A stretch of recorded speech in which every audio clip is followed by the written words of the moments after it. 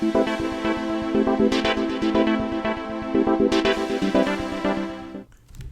is a quick introduction to Skylight Analytics, flexibility and customization. You might recall in a previous video, we showed you customer visibility. So for example, here I'm logged in as Brian Banker, an end customer, and I'm looking at the circuits from my bank, and I can understand how those circuits are performing, and I can get information and drill down into individual circuits and see what's going on. So somewhere along the line, an administrator built this view for me, Brian Banker, or any other customer that logs in with this view set to their specific circuits, their specific view. But say we wanted to change this. Say this wasn't the kind of view that we wanted to have, or we wanted to add more information to this view. How would we do it? Let's log out and log back in again as an administrative user.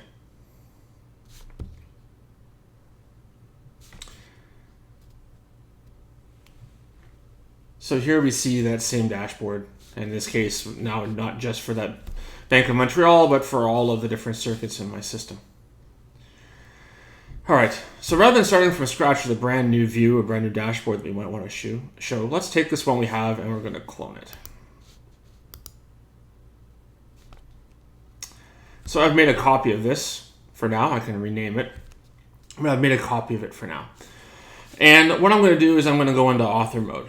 Or again, I can start from a complete clean sheet of paper, or I can take, as I've done now, an existing dashboard, clone it, and edit it. So if I go into author mode here, you can see that I can now edit things. So I can rename this dashboard. I can edit an existing chart that's already there, right? For example. So you can see this existing configuration for this chart. So as an administrator, I can set this up however I want. So let's add something. Let's say, for example, we want to see alerts. So go to alerts, raised alerts, for example. So you can see we start to plot raised alerts. And again, I could do a chart, I could do a table, I could do a map, I could do a donut chart. I have a bunch of different visualizations that I can include that I could use. In this case, we'll just use a line chart, graph the alerts over time.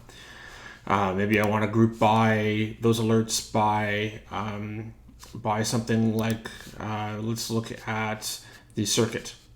So we'll group the alerts by circuit ID, for example. All right, so now I can have a graph on my dashboard that shows me alerts by circuit ID. And maybe I want to name that thing.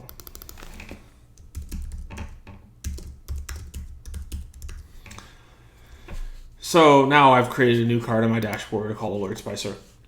And then I can save it. And away I go. Now I have this available. And anyone who logs into this system will have the data filtered. So again, if I go back in as my bank user, my Bank of Montreal user that only had a handful of circuits, the alerts that he would see by circuit would be filtered down by circuit ID, for example. So we can look at counts of alerts over time. So that's an example of being able to modify an existing dashboard. Again, you can create a new one from scratch, however you like. And this is available to any administrative user. So basically any user with sufficient privileges can go in and they can create their own dashboards. They can also choose who to share them with. And so in this case, when I clone this dashboard, it sets the default to private, but I can set my sharing settings, for example, and I can choose who I can share that dashboard with, whether they can just view it or whether they can edit it. It can be individual users or groups of users, for example. So you can say, okay, these certain users can see it, or these other users can just access it. And for example, I could give access to this new one to my Bank of Montreal customers, and when they came in, they would have this available for them to see and populate it with their own data.